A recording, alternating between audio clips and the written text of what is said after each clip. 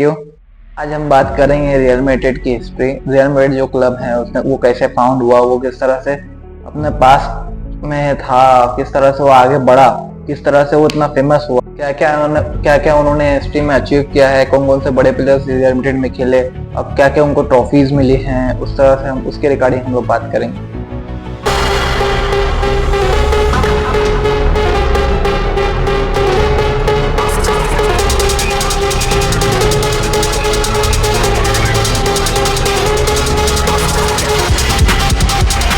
Thank you so much guys, जिस तरह से आप सपोर्ट दिखा रहे हैं, वीडियो को लाइक कर रहे हैं और चैनल को सब्सक्राइब कर रहे हैं। रियल मैड्रिड क्लब बना कैसे? बात है 1897 की। मैड्रिड सिटी में ना एक कॉलेज हुआ करता था। वहाँ पे ज़्यादातर स्टूडेंट जो थे वो इंग्लैंड साइड के थे, तो उस वजह से वहाँ पे जो उनके स्टूडेंट्स थे उन्होंने फुटबॉल को इंट्रोड्यूस किया। उस वजह से वहाँ पे स्टूडेंट्स वो क्लब में खेला करते थे। 1900 में क्लब को दो पार्ट में डिवाइड किया गया, जैसे एक का नाम बन गया न्यू फुटबॉल मैड्रिड और दूसरे का नाम बन गया मैड्रिड क्लब। 1900 में वहाँ पे जो प्रेसिडेंट है जुलियन प्लास्टो बने। जुलियन प्लास्टो जो है 1902 तक ही वहाँ पे प्रेसिडेंट बने थे। उसके बाद जो इलेक्शन हुआ उसमें जॉन पाद्रो जो है वो इलेक्शन जीत जाते हैं, वो प्रेसिडेंट बन जाते हैं।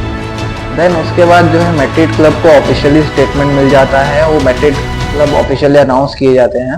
उसके बाद जो है मैड्रिड क्लब ने कोपा देल रे, ये टूर्नामेंट उन्होंने 4 बार जीता। फर्स्ट ट्रॉफी उनकी कोपा देल रे थी। कोपा देल रे जो है वो स्पेन का बहुत ही बड़ा टूर्नामेंट हुआ करता था उस टाइम पे, और उसकी एक अलग सी वैल्यू थी, अलग ऑरा था उसका। तो मैड्रिड क्लब ने उसको ऑफिशियली 4 टाइम्स कंटिन्यूसली जीता क्लब फॉर्म होने के बाद। 1907 में जो है मैड्रिड अपना कोर्टो बिल्बाओ का जो गेम होता है वो हार जाती है। वो मैड्रिड वो मैच हार जाती है 6-2 से।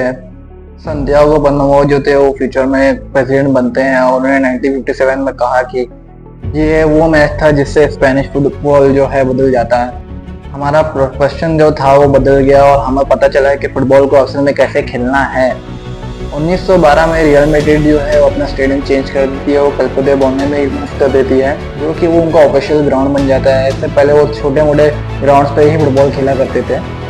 1920 में जो स्पेन के जो किंग थे वो एक बहुत बड़े फुटबॉल के फैन भी थे, तो उन्होंने जो है मैड्रिड क्लब को एक रॉयल का टाइटल भी दिया। स्पेनिश में जो रॉयल का मतलब होता है रियल, उस वजह से जो है रियल मैड्रिड नाम रखा गया। इसकी वजह से जो है जो रियल मैड्रिड का जो लोगो था तो वो एक क्राउन भी आ जाता है। जो क्राउन जो दिखाता है वो इसी रॉयल्टी को बताता है कि ये रियल मैड्रिड एक रॉयल क्लब पर गया। 1931 में क्या हुआ कि जो स्पेन में वर्ल्ड वॉर चालू हो गई। वॉर की वजह से जितने भी रॉयल्टीज़ की जो चीज़ें थे उसको हटा दिया गया। वॉर की वजह से बहुत सी चीज़ें डिस्टर्ब हो गई, जिसकी वजह से रियल मैड्रिड ने अपना नाम चेंज करके भी मैड्रिड फुटबॉल क्लब कर दिया, और जो वो लोगो था वो लोगो से भी क्राउन हटा दिया गया।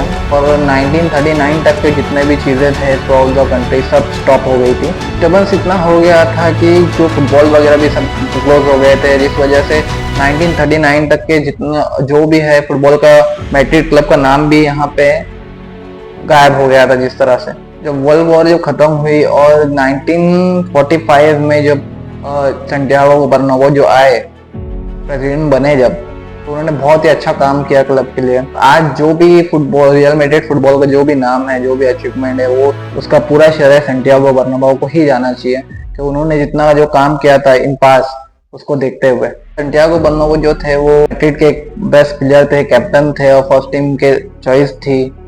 जब वो प्रेसिडेंट बने तो वो उन्होंने सब में पहले क्या किया, क्लब को पूरा रीबिल्ड किया और क्लब में कुछ अच्छी चीज़ें इम्प्लीमेंट की। उन्होंने एक स्टेडियम भी बनाया जिसका नाम था न्यू चामार्टी स्टेडियम करके था, जो उस टाइम का बहुत ही अच्छा स्टेडियम था। टोटल स्टेडियम की कैपेसिटी जो है 1.25 लाख के अराउंड थी, जो कि बहुत बड़ा स्टेडियम माना जाता था उस टाइम के दौर में। वो स्टेडियम को धीरे धीरे रिनोवेट भी करते गए। फिर 1957 में जो है फर्स्ट टाइम नाइट में हुआ, जिसमें फ्लश लाइट का इस्तेमाल किया गया और एक अच्छा सा मैच रखा गया। और ये वो टाइम पे बहुत बड़ी बात होती थी कि कोई इतना बड़ा स्टेडियम जो नाइट में किया जा रहा है, नाइट में मैच खेला जा रहा है, और ये बहुत बड़ा फैक्ट है इस चीज़ों का। संटियागो बर्नाब्यू बहुत अच्छा काम कर चुके थे। उन्होंने 1955 में जो है एक और अच्छा काम किया, जो स्टेडियम का नाम चेंज कर दिया गया। रियल मैड्रिड का जो स्टेडी सैंटियागो बर्नाब्यू रखा गया। आज भी हम रियल मैड्रिड के जो स्टेडियम को आज भी हम सैंटियागो बर्नाब्यू के नाम से जानते हैं। और रियल मैड्रिड ने एक एकेडमी भी बनाई उस टाइम में जिसका नाम था कंटेला, जिसको हम ला अफ्रीका के नाम से भी जानते हैं, क्योंकि रियल मैड्रिड की वो यूथ एकेडमी है। और 1953 के बाद जो भी है मैड्रिड को स्टेबल कर दिया, एक लेवल पे लाए। उसके बाद उन्होंने स्टार्ट किया सुपरस्टार प्लेयर्स को साइनिंग करना, बड़े बड़े प्लेयर्स को लाने में सक्सेसफुल भी रहे थे। यही जो सैंटियागो बर्नाब्यू की लीडरशिप की वजह से जो है रियल मैड्रिड एक ग्लोबल सुपरस्टार बना, यूरोपियन सुपरस्टार बना और ये इस पे राज किया उन्होंने। अराउंड 33 इयर्स तक सैंटियागो बर्नाब्यू रियल मैड्रिड के प्रेसिडेंट बने, वो पास नहीं हो चुके थे। उनके टेन्योर में टोटल उन्होंने 6 बार चैंपियन लीग जीती, 16 बार ला लीगा जीता, 1 टाइम इंटरकॉन्टिनेंटल कप जीता और 6 टाइम स्पेनिश। ये उस टाइम का बहुत ही अमेजिंग अचीवमेंट है। उन्होंने क्लब को इतना स्टेबल कर दिया कि रियल मैड्रिड को एक बेंचमार्क बना दिया, एक नाम बना दिया, वो बोलने का जरिया दिया कि एक रियल मैड्रिड के जैसा क्लब होना चाहिए, ये एक स्टैंडर्ड होना चाहिए अगर आपको बेस्ट क्लब बनना है तो। उस टाइम जो है चैंपियन लीग को यूरोपियन लीग भी कहा जाता था, यूरोपियन कप कंपटीशन भी कहा जाता था। तो रियल मैड्रिड का एक अचीवमेंट है कि उन्होंने लगातार 5 टाइम्स चैंपियन लीग जीती हैं। सैंटियागो बर्नाब्यू के बाद जो प्रेसिडेंट बने रियल मैड्रिड के वो लुइस डे कार्लोस थे, जो उन्होंने भी इनकी लेगेसी को कंटिन्यू रखा। लुइस डे कार्लोस ने सैंटियागो बर्नाब्यू की लेगेसी के ऊपर और वर्किंग किया और कंटिन्यूस उस पर, जैसे वो टॉप फॉर्म में रियल मैड्रिड थी उस तरह ही उस टाइम पे भी रियल मैड्रिड टॉप फॉर्म में ही थी और वर्ल्ड के बेस्ट क्लब में भी शामिल कंटिन्यूस थे। लुइस डे कार्लोस के एंड में थोड़ा रियल मैड्रिड का डाउनफॉल आया, बिकॉज क्लब जो है ट्रांजेक्शन फेस कर रहा था, प्लेयरों की एज हो रही थी, जिस वजह से थोड़ा बहुत डाउनफॉल आया था, जिसको फिर रिबिल्ड किया मेंडोजा ने। रामोन मेंडोजा जो है वो बने क्लब के नेक्स्ट प्रेसिडेंट 1985 में, और एक रियल मैड्रिड का नया एरिया आया जो सुपर साइनिंग करते थे या वर्ल्ड क्लास साइनिंग करते थे, उससे हट के उनकी प्लानिंग स्टार्ट हो गई थी। जो यंगस्टर्स को आगे बढ़ाने की ट्राई कर रहे थे, जो एकेडमी जो प्लेयर्स थे उनको आगे बढ़ाने का ट्राई कर रहे थे।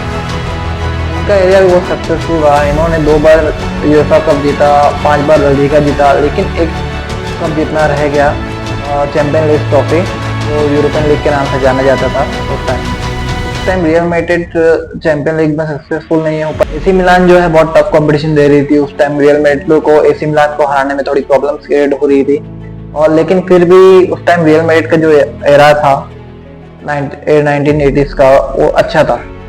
मेंडोजा के बाद जो बने कंपनी के प्रेसिडेंट लोरेंजो सांस बने। लोरेंजो सांस ने 20 मई 1996 को एक नया मैनेजर बनाया, जिनका नाम था फाबियो कैपिलो। फाबियो कैपिलो जो है एसी मिलान के साथ ज़्यादा ही सक्सेसफुल रहे थे।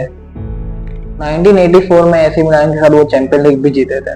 यूरोपियन कंपटीशन में फिर आने के लिए इनको मैनेजर बनाया गया। रियल मैड्रिड में 21 रन रुके, वो मेरे ख्याल से स्टेबल नहीं हो पाए थे रियल मैड्रिड की वजह से। रियल मैड्रिड में इस वजह से वो फिर से एसी मिलान में चले जाते हैं और वहाँ पे फिर मैनेजर बनते हैं। फाबियो कैपिलो को सैक होने के बाद वो उनके बाद आए या फेंटे जो रियल मैड्रिड के नए मैनेजर बने, जिन्होंने बायर्न म्यूनिख को 2013 में ट्रेबल भी जिताया था। ये जो काफ़ी फेमस मैनेजर रह चुके हैं, इन्होंने जैसे रियल मैड्रिड में आए 1998 में रियल मैड्रिड को फिर से चैंपियन लीग जिताया और सबका फैंस का वेट खत्म करवाया। तो ये फाइनल जुवेंटस के अगेंस्ट खेला गया था 1998 को, उसमें वो जीते थे।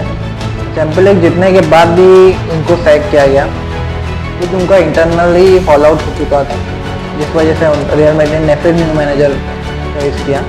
देन उसके बाद होजियो इंटेलो कमाचो को नया मैनेजर बनाया गया रियल मैड्रिड का। उसके बाद इन्होंने खुद ही रिजाइन कर दिया। देन उसके बाद बूथ हिटिंग को नया मैनेजर बनाया गया। ये भी एक सीजन के बाद रियल मैड्रिड को छोड़ देते हैं। उसके बाद 2-3 मैनेजर और कंटिन्यूस चेंज हो गए। 3 साल में 7 से 8 मैनेजर चेंज हो गए थे, जिस वजह से रियल मैड्रिड के अंदर इशूज़ क्रिएट हो चुके थे, इंस्टेबिलिटी में इशूज़ आ रहे थे और रियल मैड्रिड काफ़ी चीज़ों में फेस करना चालू कर दिया था और क्लब का परफॉर्मेंस भी डाउन होते जा रहा था। उसके बाद हमने देखा फ्लोरेंटिनो पेरेस जो नए प्रेसिडेंट बनते हैं रियल मैड्रिड के। पेरेस की जो है पॉपुलैरिटी इतनी स्पीड बढ़ी, उन्होंने एक चीज़ कर दिखाई। उन्होंने बार्सिलोना के जो कैप्टन थे लुइस फिगो, उनको बार्सिलोना से रियल मैड्रिड में लेके आए, जिस वजह से उनकी इतनी पॉपुलैरिटी बढ़ी। जो चीज़ इम्पॉसिबल थी उसको पॉसिबल करके बताया। बार्सिलोना को उन्होंने छोड़ा फिगो ने, देन वो रियल मैड्रिड में ज्वाइन किए। ने ट्रांसफर होने से पहले 1 हफ्ते पहले ही बोल दिया था कि मैं बार्सिलोना नहीं छोड़ूंगा, मैं रियल मैड्रिड नहीं ज्वाइन करूंगा। लेकिन पेरेस जी ने अपना जादू चलाया और उनको बार्सिलोना से खींच के रियल मैड्रिड में लेके आए, और वो एक रियल मैड्रिड के भी लेजेंड बने।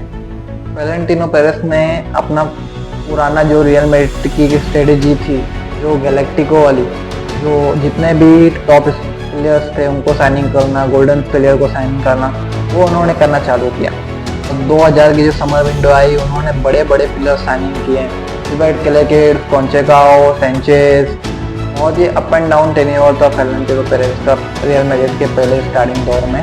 2002 में बायर लेवरकुसेन को हरा के चैंपियन लीग भी जीतते हैं। इसके बीच उन्होंने बहुत ही बड़े बड़े प्लेयर, बहुत ही सुपरस्टार प्लेयर की साइनिंग की, जैसे बेकहम हो गया, जिदान हो गया, ब्राजीलियन रोनाल्डो हो गया, जो रोनाल्डो नज़ारियो के नाम से जाने जाते हैं। लेकिन वो उस लेवल की सक्सेस अचीव नहीं कर पाए जो फैंस ने सोचा था कि इस लेवल के सक्सेस को अचीव कर पाएंगे, बड़े बड़े टूर्नामेंट्स को जीतेंगे, यूरोपियन कंपटीशन में सक्सेस दिलाएंगे। लेकिन ये टीम वर्ल्ड की बेस्ट टीम थी, वर्ल्ड की टॉप बड़े बड़े प्लेयर्स थे इसके अंदर, लेकिन प्लेयर टॉप होने के बावजूद वो ये चीज़ को सक्सेस नहीं कर पाए। उसके बाद कुछ सालों तक रियल मैड्रिड जो है चैंपियन लीग नहीं जीत पाती है। इस तरह के फैंस लोग सक्सेस को अचीव करने की सोच रहे थे, लेकिन उस तरह से सक्सेस अचीव हुई नहीं। बहुत ही डिसअपॉइंटिंग रहा ये कुछ साल का टेन्योर रियल मैड्रिड का। उस टाइम बार्सिलोना जो है बहुत फॉर्म में थी, उस टाइम पेप गार्डियोला की एंट्री हो जाती है बार्सिलोना में, रियल मैड्रिड का थोड़ा डाउनफॉल आने लगता है, बार्सिलोना की हाइप बढ़ने लगती है और बार्सिलोना टॉप पे चली जाती है हर चीज़ों में। बहुत ही अच्छा कंपटीशन डेवलप हो गया था।